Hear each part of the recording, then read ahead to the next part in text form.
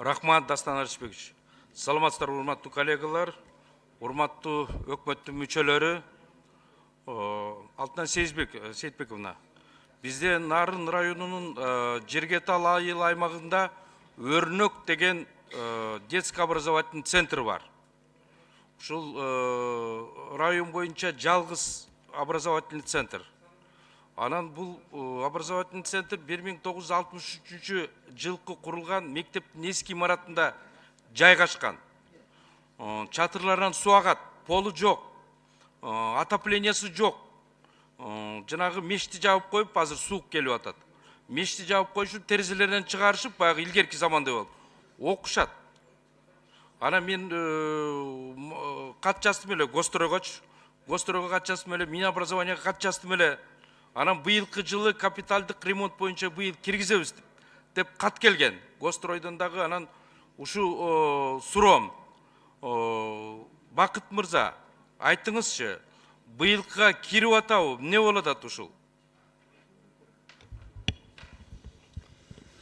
Урматтуу Алмазбек Жумабекович, бүгүнкү күндө Гострой тарабынан 95 объект жана капиталдык оңдоп түзөө боюнча объект болсо списоги бар.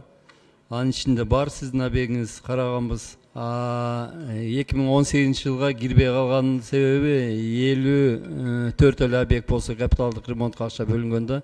Ушуларды бүтсөк 19 жылга биз карап беребиз. Рахмат, ушуну контролго алып койсоңуз, анан Минобразованиядан сурай дедим эле. Ушундай дотстор дагы канча бар мамлекет боюнча? Бардыңыз беле, көрдүңүз беле ушу Нарындагы дотсту? Нарындагы дотсту мен көргөн жокмун, бирок биз муну көзөмөлгө алып, мен дагы өзүм карап чыгайын. Гострой менен чогуу. Канча бар ушундай детский образовательный центр мамлекет боюнча? 111. Рахмат, экинчи суроом. Мен могуреки биз мына жогорку кеңеште маселени коюп атабыз. Өкмөттөн суранып атабыз. Минфинден жалдырайбыз сурап. Анан мектептик курулушунда тендерде коррупциялык маселелер аябай көп болуп атат. Алтынай Сейитбековна, могу жерде прокуратура угуп койсоңуз, генеральный прокурордун өкүлү. Мына мен азыр АКСке кат жаздым. Могу Нарында биз бөлгөн акчаны, биз эметкен акчаны тендер бузулуп, айыл өкмөт катышпай, школдун директору катышпай, айыл башчы катышпай, тендер өткөрүшүп, ошол жерден акчаны бөлүп атышат. Бакыт мырзага да айткам, ошону контролго алсаңыздар.